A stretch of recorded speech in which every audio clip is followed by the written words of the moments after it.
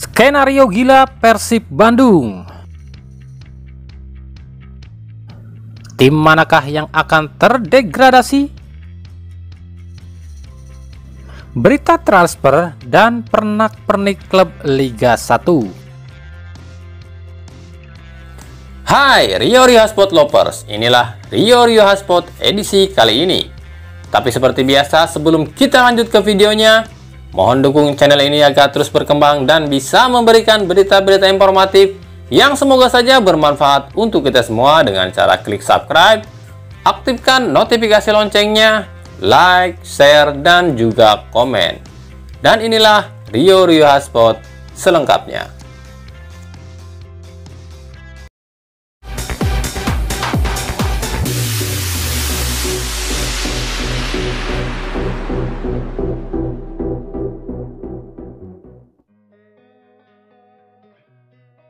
Liga 1 2021-2022 tinggal menyisakan 2-3 pertandingan saja.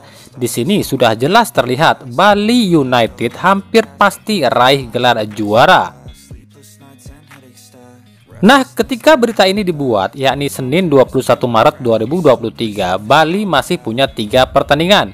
Bali cukup 1 kali menang dan 1 kali imbang, maka biarpun Persib di 2 laga sisa menang, itu tak berguna karena Bali tetap juaranya. Peluang Persib bukan tak ada, tapi sangat-sangat tipis, bahkan terlihat mustahil. Tapi ada loh 7 skenario gila yang bisa buat Persib jadi juara. Mau tahu skenario apa saja? Yuk kita simak.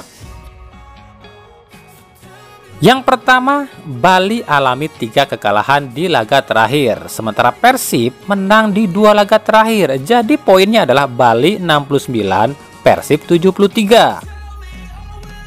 Yang kedua, Bali 1 kali menang dan 2 kali imbang di 3 laga terakhir, sementara Persib menang di 2 laga terakhir. Jadi poinnya Bali 72, Persib 73. Yang ketiga, Bali 3 kali imbang di laga terakhir, sementara Persib menang di 2 laga terakhir. Jadi poinnya Bali 72, Persib juga 73.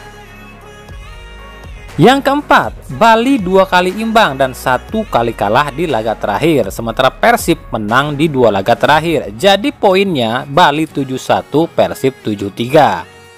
Yang kelima, Bali 1 kali imbang dan 2 kali kalah, sementara Persib menang di 2 laga terakhir. Jadi poinnya Bali 70, Persib 73.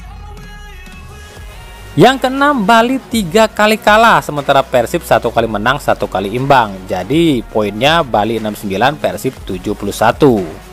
Dan yang terakhir, Bali 1 kali menang dan 2 kali kalah, sementara Persib 1 kali menang, 1 kali imbang. Jadi poinnya adalah Bali 70, Persib 71.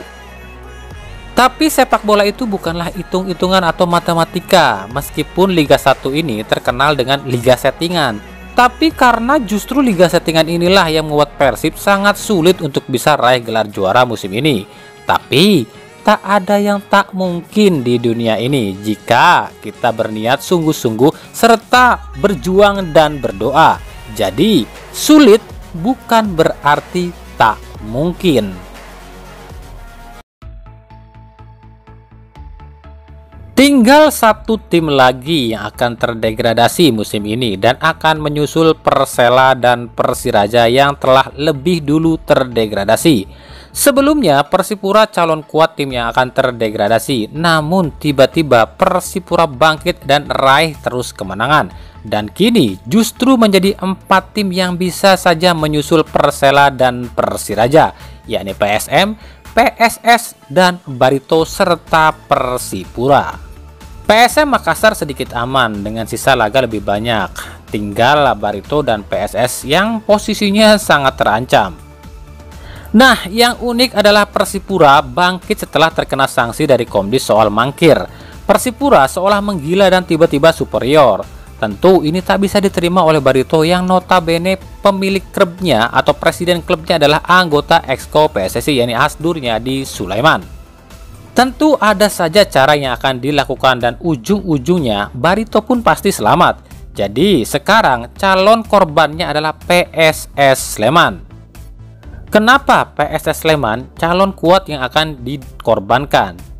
PSS tak punya wakil di Esko PSSI, tak punya kepentingan dalam politik, maka bisa saja PSS yang akan dikorbankan. Pasalnya, jika PSSI dan PT LIB mengorbankan Persipura, habislah PSSI dan PT LIB. Akan dibawa ke pengadilan FIFA soal polemik PCR dengan Persipura. Jadi jelas ya, di sini siapa yang akan jadi korban selanjutnya.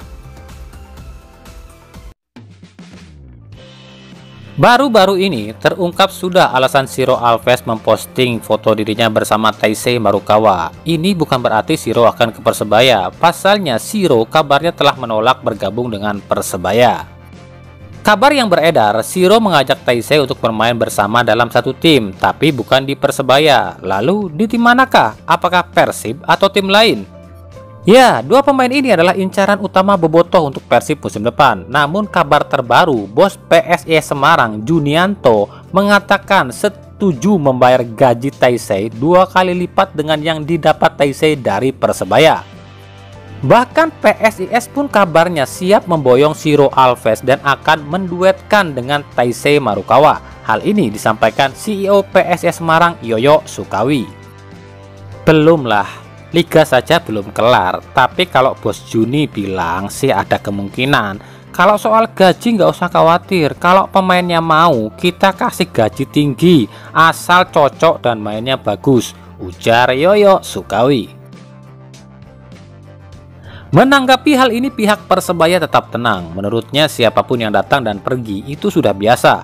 Namun andai kata Taisei dilepas, rumor yang beredar Persebaya mengincar striker Persib Bruno Katanhede. Kabar ini pun menyebar luas di kalangan bonek mania. Ada indikasi duet double akan dipakai di Persebaya musim depan. Ya, duet double B, double Bruno Moreira dan Bruno Katanhede.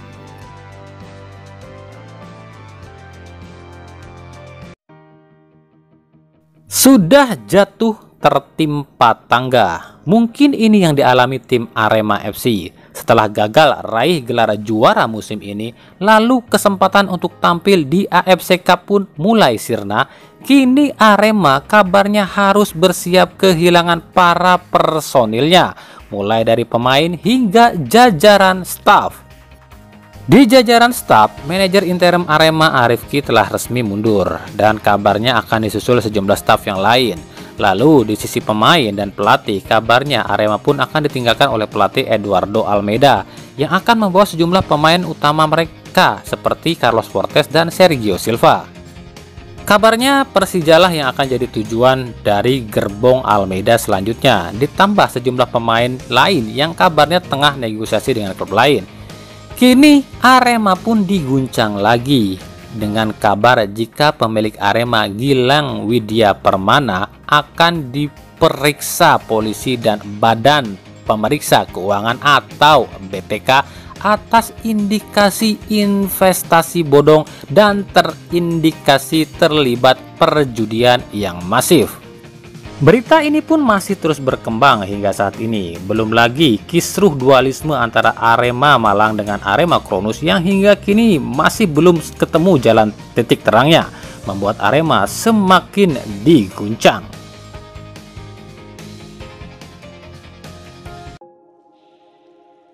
Dari Rans Cilegon FC, pemilik Rans Cilegon FC Raffi Ahmad terlihat mendatangi Ketua Umum PSSI Iwan Bule. Dalam pertemuan ini diketahui Raffi Ahmad tengah menanyakan bagaimana regulasi untuk pemain asing Liga 1 musim depan, terutama soal regulasi financial fair play. Pasalnya diketahui pemain asing yang akan direkrut Rans ini adalah pemain bintang dunia yang harganya mungkin jauh di atas pemain asing lain di Liga 1. Kabarnya dua pemain asing bintang Rans ini jika digabungkan harganya sama dengan membeli 4 pemain asing termahal Liga 1 saat ini, yakni Marwan Nuri, Nick Kuipers, William Puim, dan Marco Simic. Jadi bisa dibayangkan harga dua pemain asing ini yang akan datang. Jika harga Nick Kuipers 8 miliar, William Puim 8 miliar, Marwan Nuri 8 miliar, dan Marco Simic 7,5 miliar, totalnya adalah 64 miliar. Berarti harga satu pemain asing Rans adalah 16 miliar rupiah. Lalu, apakah sanggup Rans menggaji pemain seharga 16 miliar? Jika dua pemain saja harganya 64 miliar, ditambah dua pemain asing lain, akan jadi berapa miliar total harga 4 pemain asing Rans Cilegon FC musim depan? Nah, itulah tadi Rio Sport edisi kali ini.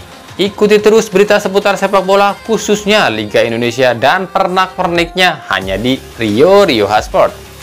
Terima kasih yang telah menyaksikan video ini dan mengunjungi channel ini. Kritik dan saran tetap kami nantikan di kolom komentar atau di media sosial kami di bawah ini. Sampai jumpa di video selanjutnya dan salam Rio Sport.